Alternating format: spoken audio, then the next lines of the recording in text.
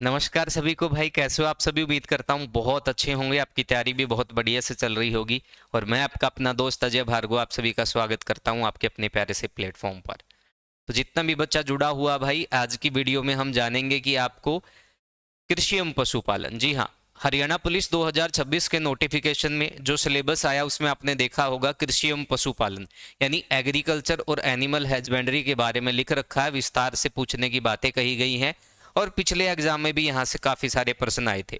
लेकिन सबसे बड़ा द्वंद यहाँ पर क्या होता है कि भाई इसमें हम पढ़े क्या, सब्जेक्ट क्या है ये हमें तो पता ही नहीं। तो बहुत सारा बच्चा अनजान है और उस अनजान बच्चे के लिए मैं आज वीडियो लेकर आया हूँ कि आपको क्या क्या पढ़ना है, कौन कौन से टॉपिक इसके अंतर्गत आते हैं, कौन से टॉपिक को आपको पढ़ना है।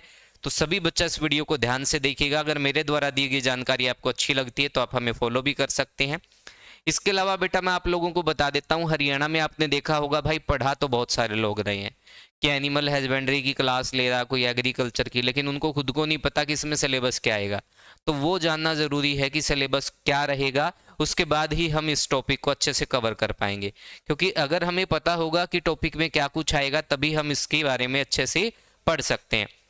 तो सबसे जो पहली अनाउंसमेंट है बेटा, हरियाणा पुलिस का फ्री बैच, इसकी अनाउंसमेंट हो चुकी। टेलीग्राम पे बैच रहेगा, नीचे डिस्क्रिप्शन में टेलीग्राम चैनल का लिंक भी दे रखा है, सभी बच्चा इसको ज्वाइन कर लो। या फिर हमारा हेल्पलाइन नंबर है 8601719828, उस पर आप मैसेज भी कर सकते हैं।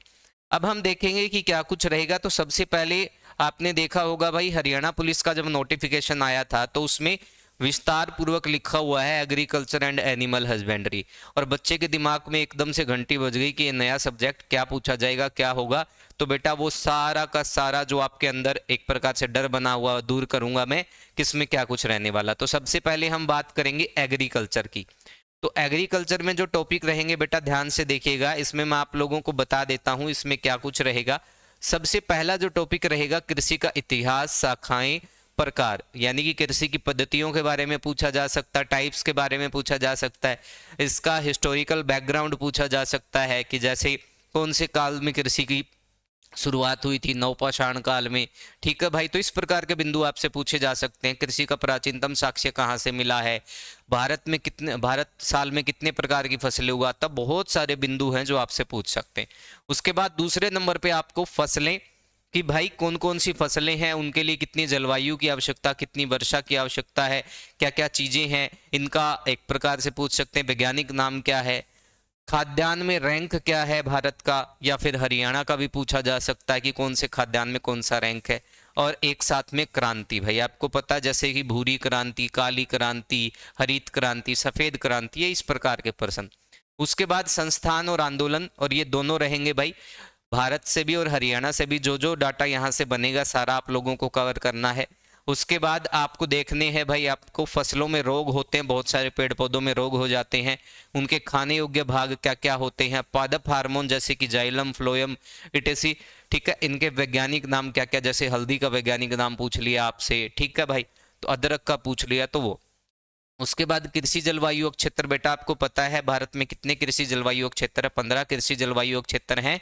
तो उन सभी के बारे में आपको जानना चाहिए। ठीक है, कितने कृषि पारिस्थितिक जलवायु क्षेत्र हैं, वो 20 होते हैं। तो वो सभी बिंदुओं को आपको देखना पड़ेगा। इसके बाद हरियाणा में कृषि का क्या कुछ बैकग्राउंड रहा, क्या इतिहास रहा, कब से शुरुआत हुई, क्या क्या चीजें हैं, कौन सी फसलें उगाते हैं, रबी की फसल, खरीफ की फसल। ठीक है भाई। उसके बाद मिट्टी, भाई मिट्टी का टॉपिक बड़ा इंपॉर्टेंट है क्योंकि फसल उगाने के लिए मिट्टी की जरूरत पड़ेगी भाई। तो मिट्टी चाहे भारत की हो चाहे हरियाणा की हो, दोनों ही इंपॉर्टेंट रहेगा। उसके बाद वन रिपोर्ट, वन संपदा की बात करें तो जो one report, latest one report 2023 की है, उसमें भारत के आंकड़े, हरियाणा के आंकड़े दोनों हमें पढ़ने पड़ेंगे। इसके बाद भारतीय कृषि अनुसंधान परिषद और इसके अंतर्गत आने वाले सभी संस्थानों के बारे में पढ़ना पड़ेगा। CACP, कृषि लागत मूल्य आयोग के बारे में पढ़ना पड़ेगा। ठीक है भाई। उसके बाद सिंचाई और जलवायु, क्योंकि सिंचाई की भी आपको पता है भाई, फसलों उगाने के लिए आपको पता है भाई बारिश की जरूरत होगी या फिर सिंचाई के साधनों की, और जलवायु, ये दोनों पढ़ने पड़ेंगे। फिर कृषि संबंधित जो जो योजनाएं हैं, ठीक है, आपसे वो सारी की सारी आपको पढ़नी पड़ेगी। प्रधानमंत्री फसल बीमा योजना हो गया, ETC।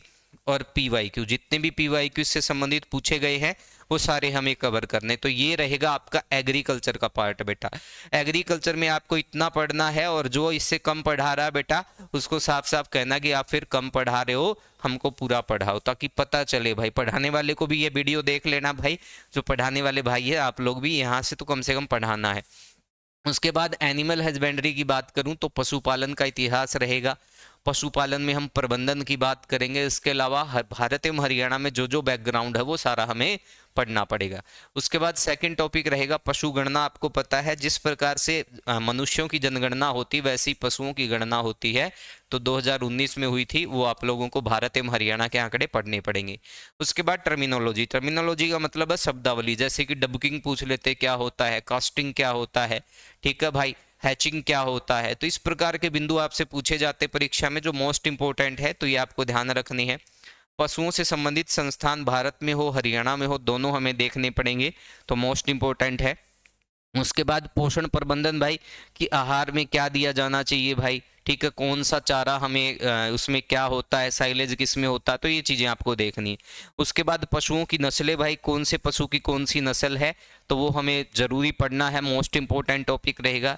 उसके बाद में ब्रीडिंग प्रबंधन यानी ब्रीडिंग मैनेजमेंट यानी कि प्रजनन प्रबंधन की हम बात करेंगे। इसमें क्या क्या चीज़ें रहेंगी, क्या क्या दिया जाना चाहिए, क्या क्या चीज़ें होती हैं, वो सभी आपको पढ़ना है।